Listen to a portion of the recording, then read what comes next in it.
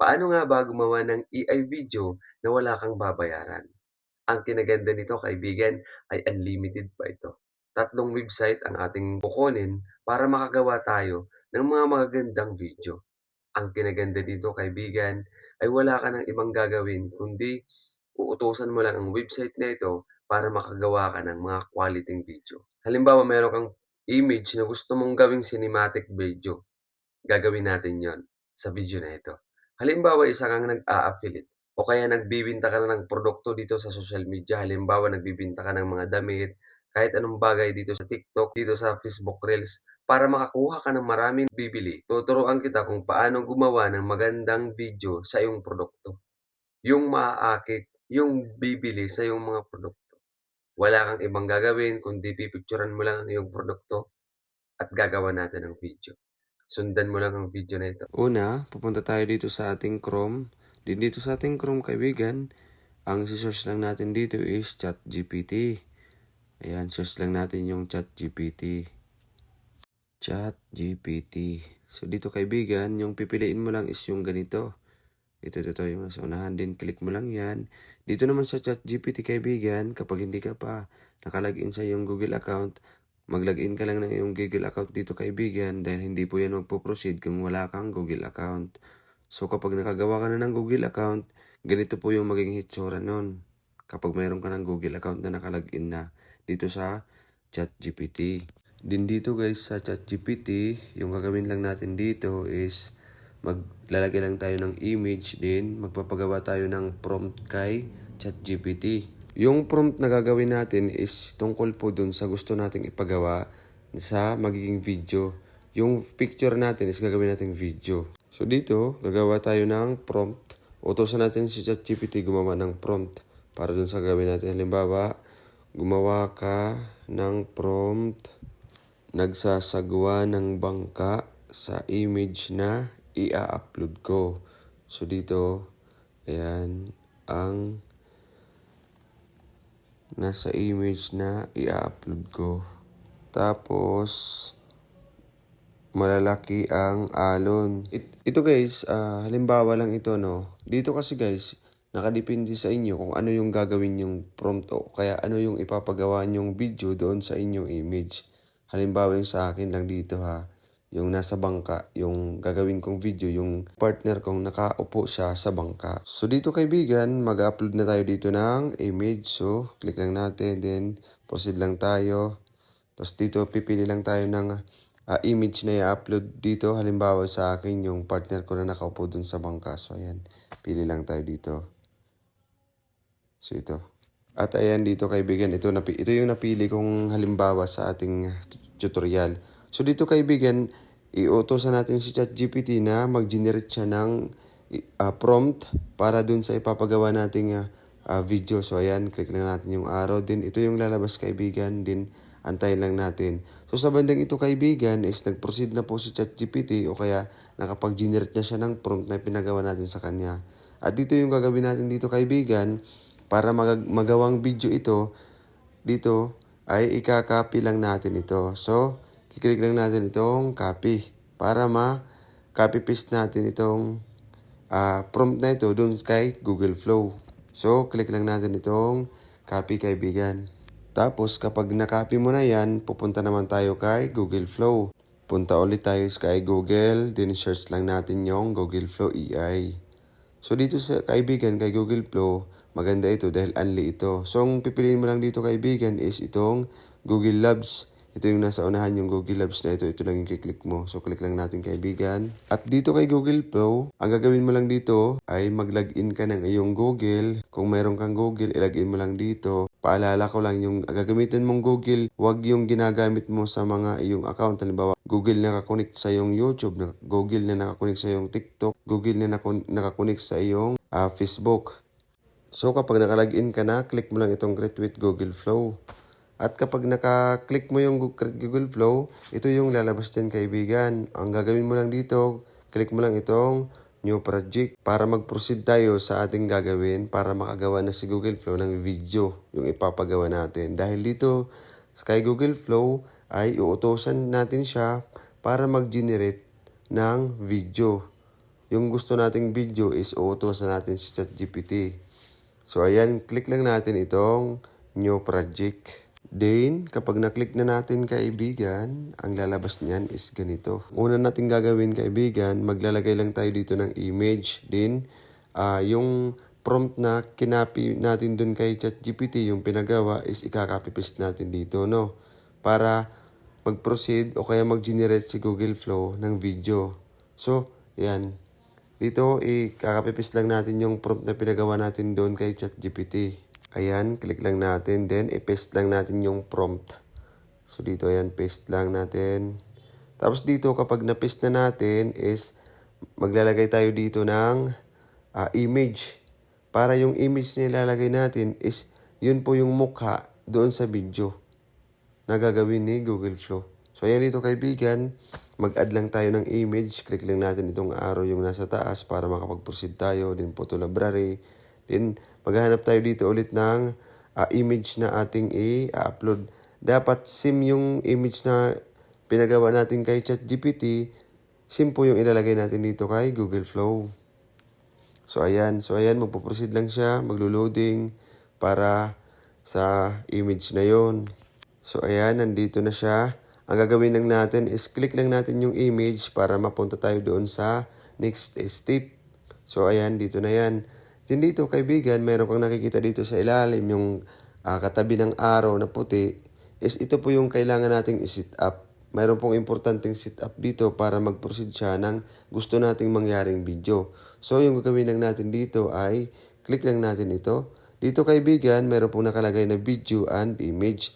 Kapag gagawa ka ng image o kaya video, dito magpipili ka lang dito. Pero dito dahil video yung ipapagawa natin, ilalagay lang natin sa video. Din dito sa ilalim, sa sunod is dapat nandito lang yan sa ingredients. Tapos kaibigan, dito naman sa ratio kaibigan, dapat kapag yung video mo is para sa TikTok at saka sa Facebook Reels is dapat nandito siya sa 9.16. Pero kung para naman sa YouTube, yung gagawin mong video is para sa YouTube, dito dapat yan sa 16.9. Yun po yung dapat na setup dito kaibigan ha. Huwag mong kakalimutan. Yan po yung tamang setup dito. Din dito sa ilalim dapat naka 10 seconds lang siya. 4 seconds, 6 seconds, 8 seconds, din 10 seconds. Dapat dito sa 10 seconds para medyo mahaba. So ayun kaibigan kapag tapos ka na dyan, dapat mayroon din dito sa times 1, times 2, times 3, at saka times 4. So yung gagawin natin is times 1 lang para isang video lang naman ito. Halimbawa ko lang ba. So dito, times 1 lang yan. Tapos din dito kay Google Flow kaibigan, ang pinaka-importante dito, wala kang babayaran dito. Pero kung maubos na yung credit mo kay Google Flow, is mayroon ka na pong babayaran. Alam mo ba ang pinakamagandang gawin dito kay Google Flow kaibigan para hindi ka magbayad? Dahil marami akong nakita dun sa comment sa mga nakaraang kong video, is sabi daw nila is mayroon daw pong babayaran kay ChatGPT at kay Google Flow. Wala po tayong babayaran kaibigan dito.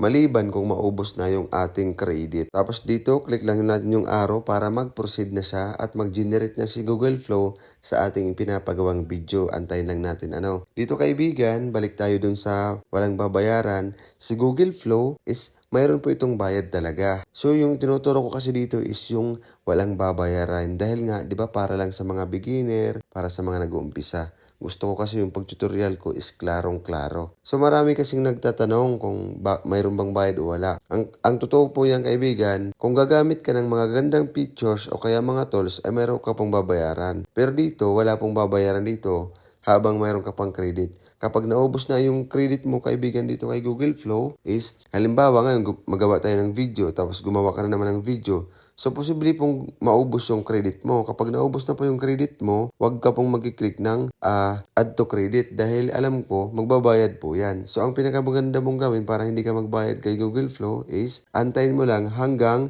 kinabukasan. Pagkabukas naman kaibigan is pwede ka na namang gumawa dito ng video dahil meron ka na namang bagong credit. Dito, ito na po yung result natin kaibigan, yung pinag-generate natin kay Google Flow. So, panoorin natin.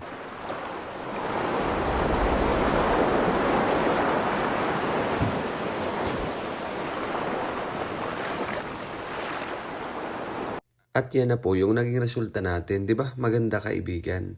So, alam mo ba kaibigan, maikli lang yun. Ang gagawin natin dito is gagawa na naman tayo ng pangalawang video. O kaya kumbaga halimbawa gagawa tayo ng part 1, part 2, part 3 para medyo humaba naman yung video natin. So, ang gagawin natin is babalik na naman tayo kay ChatGPT. At dito kay ChatGPT is magre-request tayo sa kanya na gawan niya ng pangalawang video o kaya pangatlo. Kumbaga, scene 1, scene 2, scene 3. So dito kaibigan, utusan natin si ChatGPT na gumawa ulit siya. Ayan. Mag-type lang tayo dito, utusan lang natin siya. Gumawa ka ng scene 2 at scene 3. Ayan. Scene 2 at scene 3. Ang prompt, dito, ito. Yung mahuhulog siya sa bangka. Dito kaibigan is halimbawa ko lang po itong aking prompt. Alam niyo ba kaibigan, pwede niyo pong palitan yung prompt na ito. Kung halimbawa yung prompt na gusto niyo ipagawa dun sa video.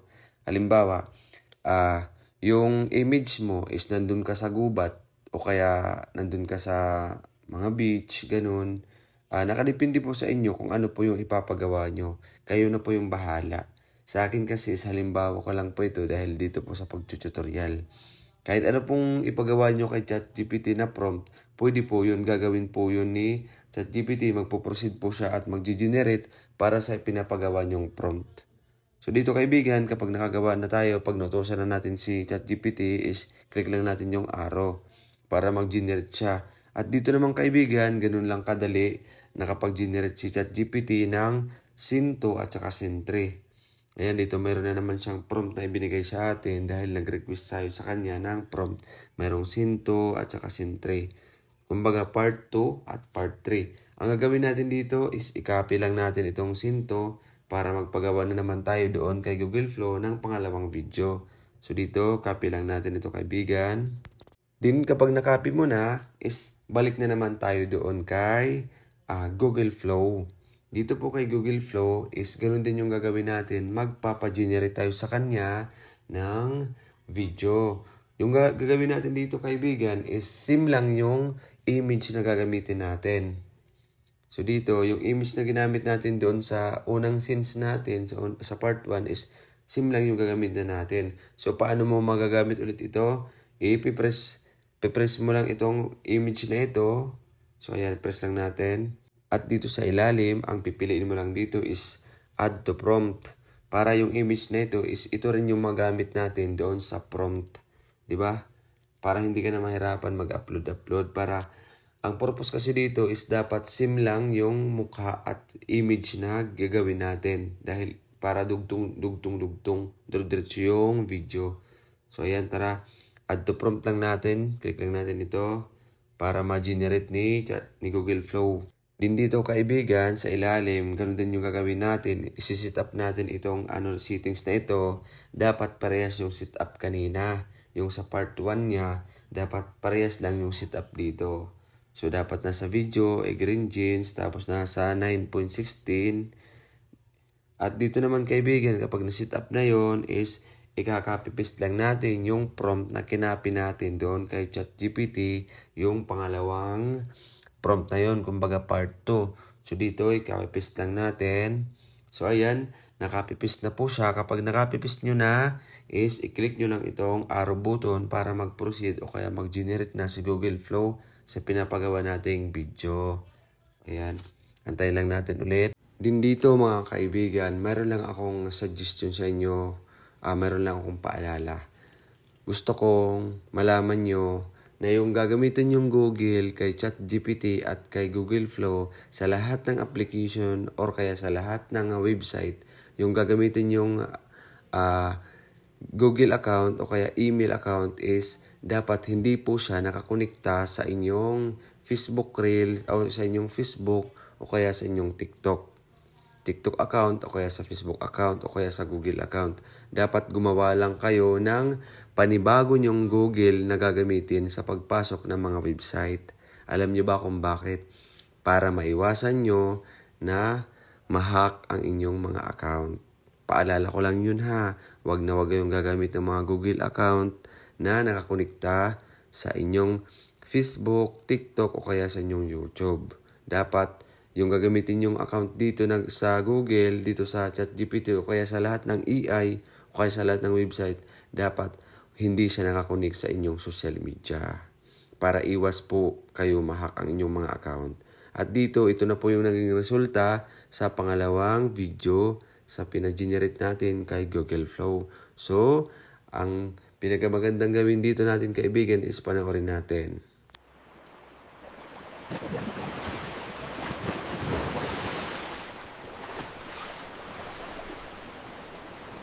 Yun po yung naging resulta sa ating part 2. Di ba maganda kaibigan? Pero mas maganda pa ito yung part 3. Dahil doon po yung mas nakaka-attract dahil mahuhulog po yung babae dito sa dagat. So, yun yung gagawin natin. Punta tayo kay ChatGPT. Then, i-copy paste lang natin yung, i-copy lang pala. I-copy natin yung ating ginawang prompt na part 3. So dito, i-copy lang natin ito, kaibigan, yung part 3 na ito. Then, balik tayo dun kay Google Flow. Ganon din yung gagawin, kaibigan. Ipapagenerate natin kay Google Flow yung prompt na kinuha natin.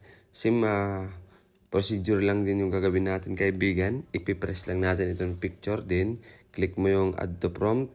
Tapos dito, pag na-click mo na yan, kaibigan, is ika-copy paste naman natin yung prompt na kinapi natin dun kay ChatGPT. So, dito sa settings na ito, kaibigan, dapat ganito lang palagi yung setup niya para parehas yung lumabas. Then, dito, i-copy paste lang natin yung prompt.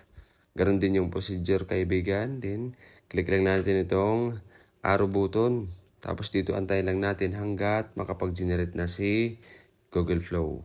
At ito na yung resulta. Panoorin natin ulit, kaibigan, para makita natin yung part 3.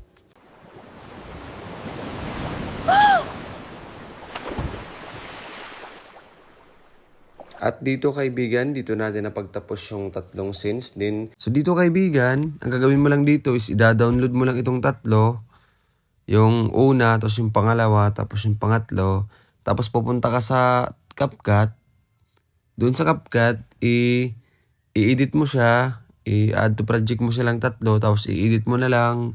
Ikakat mo, lalagyan mo ng mga design, voice over, ganun. Tapos caption, lagyan mo na lang. Tapos ikaw na yung bahala doon maggawa ng design doon sa CapCut. Halimbawa, nag-a-affiliate ka. Sinabi ko kasi kanina, tuturuan kita kung paano gumawa ng video ng iyong mga produkto. Halimbawa, mayroon kang produkto gustong ibinta sa online, sa TikTok o kaya sa Facebook. Ang gagawin mo lang dito, kaibigan, ganito. Maglalagay lang tayo dito ng image ng ating product so kagaya nito. Halimbawa, itong relo. Tapos dito, kaibigan, utusan naman natin dito si ChatGPT na gumawa siya ng prompt para gawin niya itong video at magandang cinematic video yung produkto para mas kaakit-akit bilhin ng mga customer. So dito, utusan natin si ChatGPT gumawa ng prompt. Gumawa ka ng prompt about sa nasa image na i-upload ko. Gawin mong cinematic video. Tapos, yung magandang... Dito kasi, kaibigan, ikaw na yung bahala kung ano yung gusto mong gawing video sa yung produkto. Halimbawa, sa relo na ito. Itong prompt ko, halimbawa lang ito ha. Ikaw na yung bahalang maglagay ng mga prompt dito. Yung halimbawa, anong gusto mong gawin sa video. So, dito. Tapos, yung gumagalaw na umiikot na makikita ang buong item. Ikaw, pwede kang gumawa ng sarili mong prompt. Tapos dito, click lang natin yung arrow up para mag-generate si ChatGPT ng prompt. Dito binigyan tayo ni ChatGPT. So, ayan. Diba? Dito, ika-copy lang natin ito. Copy lang natin ito ha. Tapos, pupunta na naman tayo kay Google Flow. Dito kay Google Flow, gagawin na naman tayo ng video. Click yung new project. Tapos dito, kaibigan, lalagay lang natin yung image ng ating produkto. Halimbawa itong relo. I agree mo lang. Antayin lang natin, naglo-loading lang siya, nagpo-proceed lang siya para ma-upload yung image. Malaking tulong ito para sa mga taong gustong gumawa ng mga video ng kanilang produkto. Halimbawa, isa kang nagbibinta ng mga produkto mo sa online na hindi ka marunong gumawa ng video para maakit mo yung mga customer o kaya yung bumibili. Malaking tulong ito. Panoorin mo lang para malaman mo. So, click mo lang ito para ma-proceed tayo dito. So, dito kaibigan, ikakapipist lang natin dito yung kinapi natin doon kay ChatGPT. So, ayan. Dito naman sa ilalim, yung settings, ganito lang yung gagawin mo. Ito. Palaging ganyan yung settings. I-click lang natin tong arrow button. Dito, i-generate ni Google Flow yung pinapagawa nating video about sa image na gusto nating gawing video. So, dito antayin lang natin. Medyo matagal ito kasi siyempre, mahirap yung pag-generate. Sa susunod nating video, kaibigan, abangan nyo yung susunod nating video. Halimbawa, yung chismosa mong kapitbahay, gusto mong gawa ng video, yung mag-aaway sila, parehas na kapitbahay sila, mag-aaway silang dalawa. Abangan nyo, kaibigan. Sa susunod natin video, yun yung gagawin natin. Mag-aaway yung kapitbahay natin. Ito na yung quality. Ito na yung video na ipinagawa natin kay Google Flow na yung relo na gusto mong ibinta sa online dahil isa kang nag-affiliate o kaya isa kang online seller.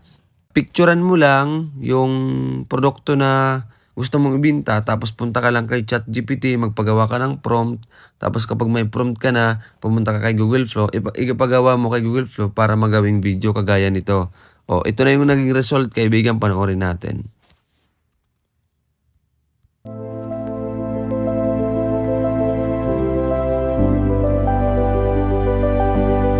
O, diba? O, diba? Mayroon na siyang video, kaibigan. Gumanda yung quality niya, mas kaakit-akit na bilhin, at hindi ka na nahirapan sa paggawa pa ng video, pagbibidyo pa. Mahirap maggawa ng video lalo na kapag di ka marunong humawak ng camera. At hindi ka marunong humawak ng angle para kumuha ng video. So wala ka nang kahirap-hirap gamit si ChatGPT at sa Google Flow. Gagawa ka lang ng picture, kukuha lang ka ng picture sa iyong produkto at ganito lang yung gagawin mo. Mayroon ka ng cinematic video, quality video na walang kahirap-hirap. Makakatulong ito kung isa kang negosyante. I-download mo lang, tapos kung lalagyan mo ng voice over para mag-voice over ka dun sa CapCut, kung anong application ginagamit mo sa pag-i-edit, pwede yung mag-voice over ka na lang, tapos lagyan mo ng caption para mas gumanda pa. Marami pang features, kaibigan, at mga tools na pwede nating malaman gamit ang mga AI. Pero kung nagustuhan mo ang video na ito, ay pakasubscribe naman, kaibigan, sa aking YouTube channel kung bago ka pa lang. Maraming salamat sa iyong panonood.